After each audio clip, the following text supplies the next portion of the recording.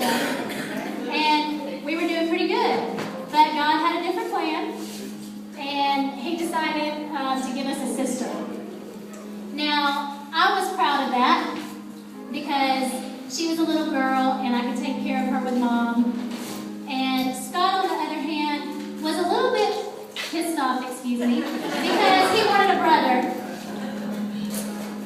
I loved having a little sister. I helped Mom take care of her and play with her all the time.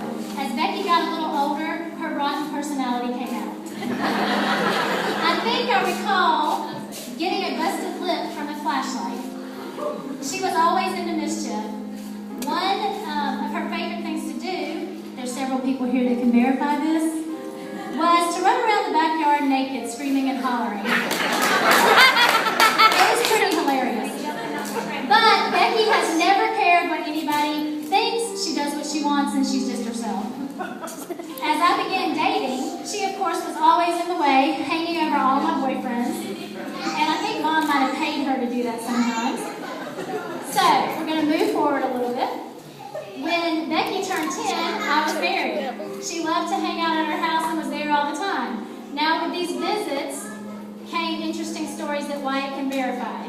Being that she loved Wyatt so much, this is Wyatt's favorite story to tell, she decided to cook him breakfast one morning. And when he took a bite of his egg sandwich, it was full of hair.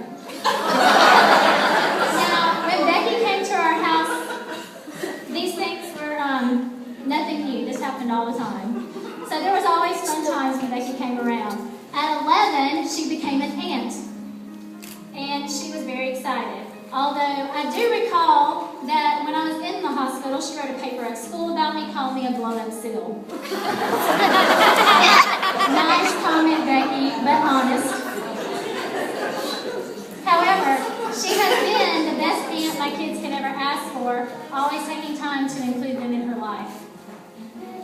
There were some years in between that we were not as close as sisters should be. With the age difference and both of us at different points in our lives, we never got to develop that sisterly bond when she was in middle school and high school. But over the last several years, our relationship has truly grown into something beautiful. I look at Becky not only as being my sister, but my best girlfriend. We enjoy hanging out, watching movies, shopping, and spending time together. Yes, we still fight sometimes, mostly with our sarcastic mouths, but apologies usually come with a laugh about how stubborn we both are. Mom and Dad can testify that even as grown-ups, Becky, Scott, and I literally have tackled each other on the floor.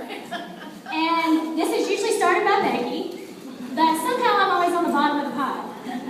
And poor Scott, he has no hope with two sisters, because when one of us get mad at him, we're both mad at him.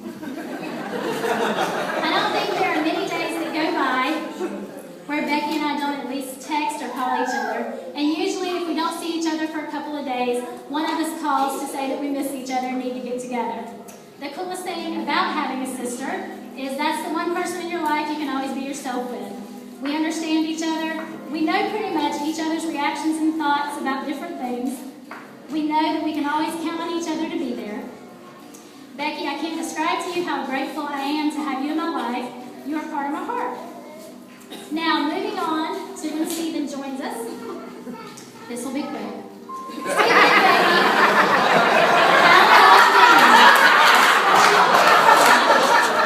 Alright, so, for those of you who don't know, Becky likes to keep things to herself.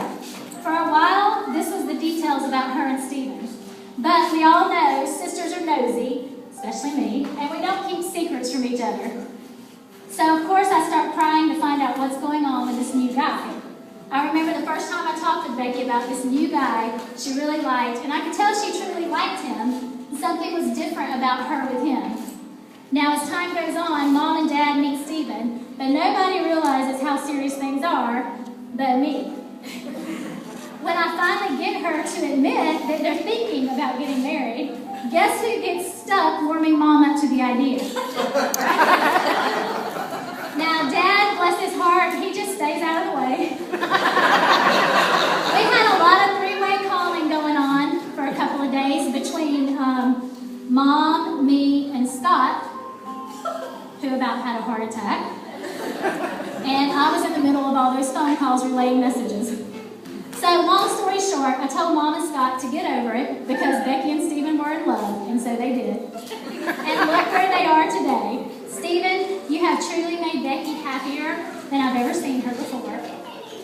And that takes a very special person. Just kidding.